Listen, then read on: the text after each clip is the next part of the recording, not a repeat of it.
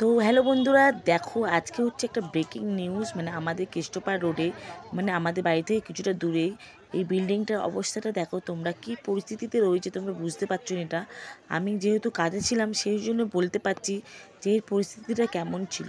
আর বিল্ডিংটা দেখো, একটা বিল্ডিং আর একটা বিল্ডিংয়ের গায়ের উপর কিন্তু পড়ে গেছে। এই যে যেটা কিন্তু মানে এই যে হলুদ আর সবুজের যে বিল্ডিংটা, এই বিল্ডিংটা কিন্তু পুরো হেলে পড়েছে ওই যেটা আনকমপ্লিট তৈরি বিল্ডিং, সেই বিল্ডিংয়ের ওপরে।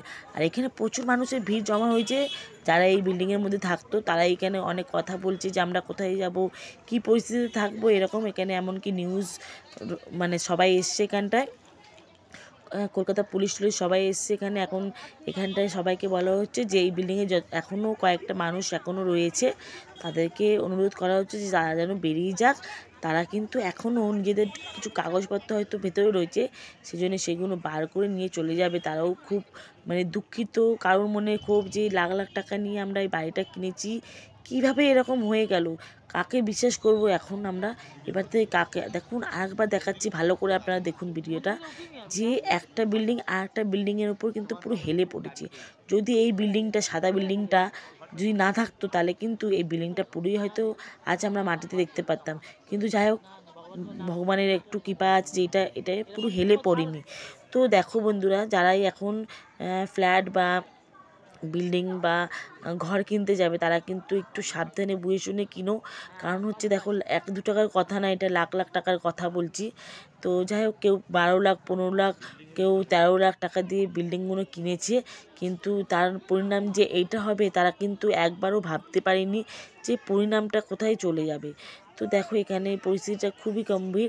আর দেখো আমি পেছন সাইডে চলে গেছি, পেছন সাইড দিয়ে ছবিটা তুলে তোমাদের দেখাচ্ছি একটু ভালো করে, যাতে তোমরা খুব ভালো করে বুঝতে পারো যে দেখো, একটা বিল্ডিং আর একটা বিল্ডিংয়ের উপর কিন্তু হেলে পড়েছে। এটা এই দেখো পুরো সেটে গেছে একেবারেই, মানে এর ব্যালেন্সেও দাঁড়িয়ে আছে এরকম ব্যাপার। একটা সাদা বিল্ডিংটা ব্যালেন্সে, এই বিল্ডিংটা কিন্তু দাঁড়িয়ে আছে। যদি সাদা বিল্ডিংটা আজ না থাকতো তাহলে কিন্তু এর পরিণাম খুবই খারাপ হতো, যা আমাদের কিন্তু আমরা দেখতে পারতাম না সেই পরিণামটা।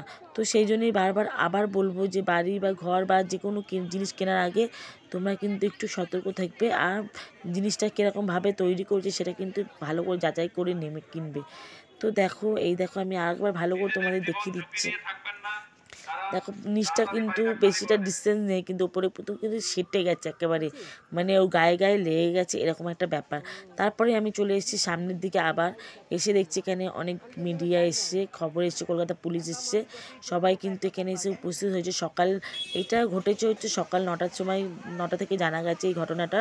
তারপর থেকে কিন্তু এখানটায় সব মানুষকে বলা হচ্ছে যে আপনারা এখানে নেমে যান। কিন্তু নেমে ওরা কোথায় বা যাবে বেচারারা, যাবারও তো রাস্তা নেই না। এত জিনিসপত্র রয়েছে, এত সব জিনিসপত্র কোথায় তারা নিয়ে কোন পরিস্থিতিতে কোথায় যাবে। তো যাই হোক, তবুও ব্যারিকেড দেওয়া হচ্ছে এখানটায়, কলকাতা পুলিশে ব্যারিকেড দেওয়া হচ্ছে, যেহেতু এইটা বিল্ডিংটা আবার নতুন করে ভাঙা হবে। আশা করি, ভগবানের কাছে প্রার্থনা করি যেন বিল্ডিংটা খুব তাড়াতাড়ি ওদের হাতে পেয়ে যায়, আবার ভালো রকম মানে কাজকর্ম করা হোক এই বিল্ডিংয়ে, এটাই আমরা আশা করব।